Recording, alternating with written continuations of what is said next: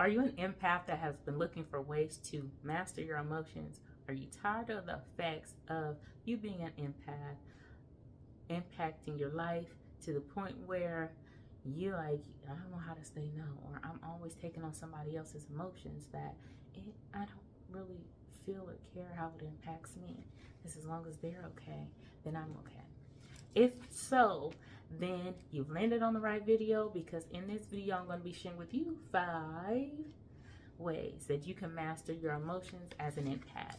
And I have my notebook here so that I make sure everything is written down so that I get all the key points so that you are missing any valuable information that is going to help you master your emotions as an empath.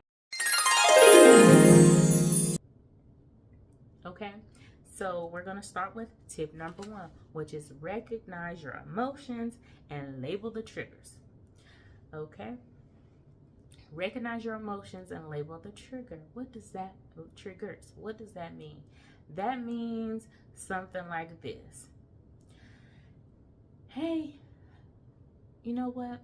I just forgot that I had to take my car to the shop, and I need you to come right now because I don't have anybody else.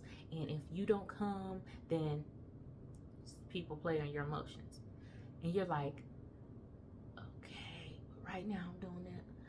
I'll be there. I'm on my way. How does that make you feel? How does that emotion make you feel? Do you feel important when people do this to you? Do you feel that they appreciate your time and value you when they do this to you? When they just impose something on you, then you have to stop what you're doing? If you keep being that crutch, they're going to keep doing it. So you want to take time to recognize it when you're feeling that way, however this may make you feel. Or it might be a different situation, but recognize how that feeling makes you feel and what triggers it. Number 2,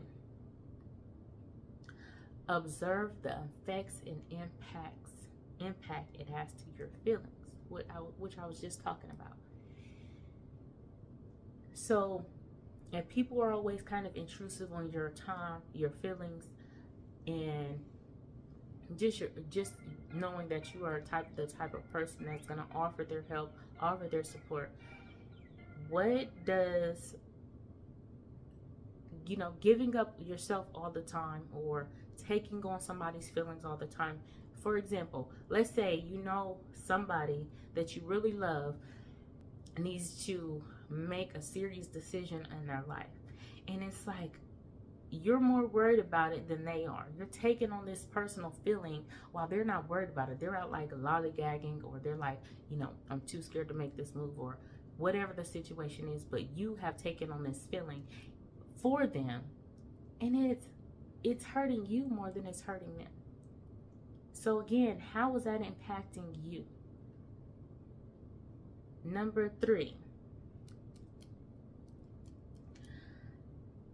regulate the passion, don't suppress them. So you're in this feeling and you recognize it. You've observed it. And now you're like, okay, I can't even think about how I feel right now. I feel this, but I can't even think about it because I care about how they feel too much.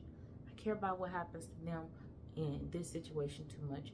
And you're just not allowing your feelings to fully come through so that you can recognize that you're taking on an emotion or a feeling harder or deeper than that person that's actually in it. Maybe somebody that you love is just going down the wrong path in their life, and you're like, please, you're pleading with them to do the right thing.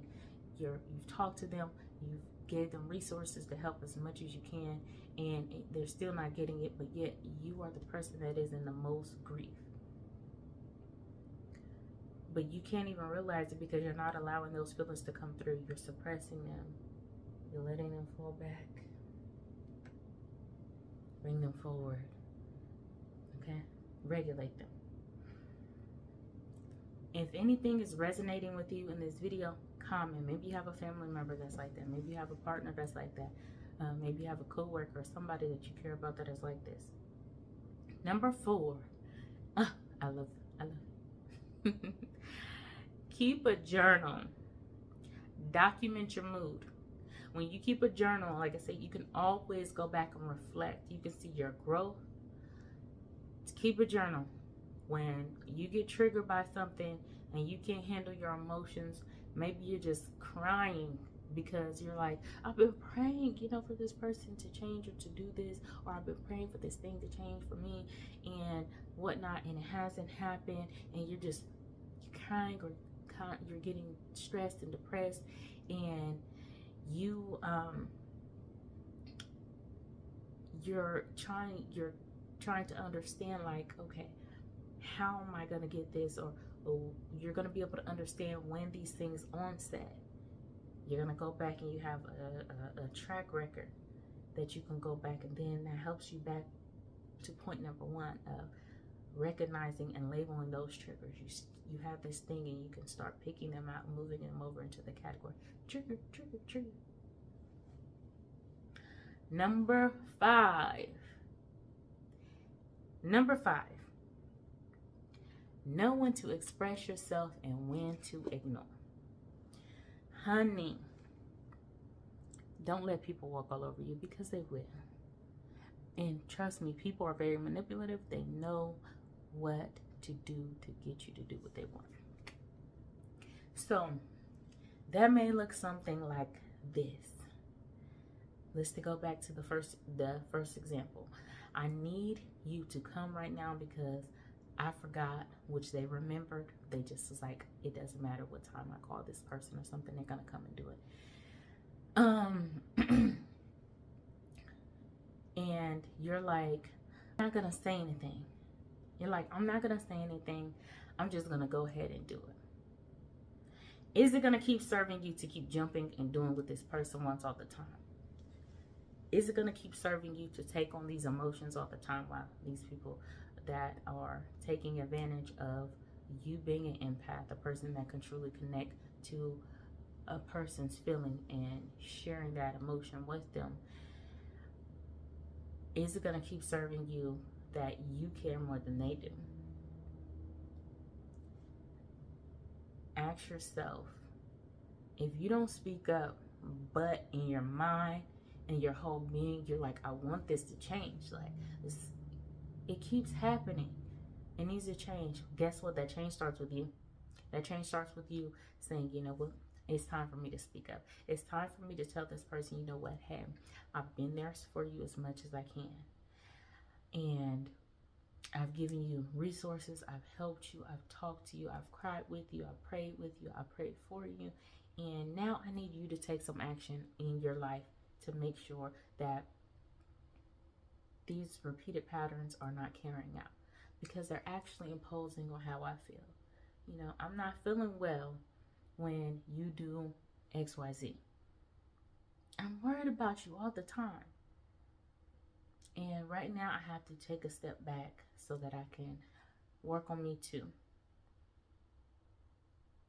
You have to be able to know when to speak up. And then you have to be okay with knowing when to ignore. Because people will play on your emotions. They'll sit right by you. And they'll play like they didn't have this already made up of what they were going to do to get you to do what they want to do. What they want you to do. You know, I was really hoping that I can get this new car. But I know my license is suspended, so I was hoping that, you know, I didn't have to find, you know, an Uber or Lyft or catch rides with coworkers. I just want my own car, but I know I can't get it in my name. And you're like, oh, I'll do it. I'll do it. I'll do it. Oh, really? Really? Thank you so much. You know I'm going to pay the payments, you know. Recognize when to ignore. Because they'll sit right there like they don't have a clue that you're going to react that way. Well, all the while that's their plan for you to react that way, give in to what they want. Or it could look something like this. I really want to go to this concert. I'm going to go ahead and go to this concert. I'm going to buy my ticket. And then this bill that's due. I know what to do. Oh man, you know what? I bought this ticket and it's not refundable. And my electric bill's due. Can you pay for me? And then I'll give you the money back. And you're like, oh yeah, I understand it's not refundable, but I want you to lose your money, so I'll go ahead and do it for you. But that person knew all the while, yeah, I have to pay my electric bill. I mean, just things like that people already know, but they'll take advantage just because you're an empath. All right. So I hope that these 5 tips have helped you in your journey to mastering your emotions as an empath. I'm going to review them again quickly. 1, recognize your emotions and label the triggers. 2, observe the effects and the impacts of your feelings. 3, regulate the passion and don't suppress them. 4, keep a journal.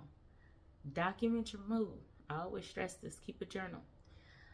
5, know when to express your feelings and know when to ignore. All right, so if this has helped you in any way, be sure to leave your comment below. Like the video, share with someone else that you know may benefit from this information. And please be sure to subscribe to the channel if you have not already done so that you are notified every time a new video is uploaded, so that you can learn to love yourself a little more each day. All right, I'll catch you in the next.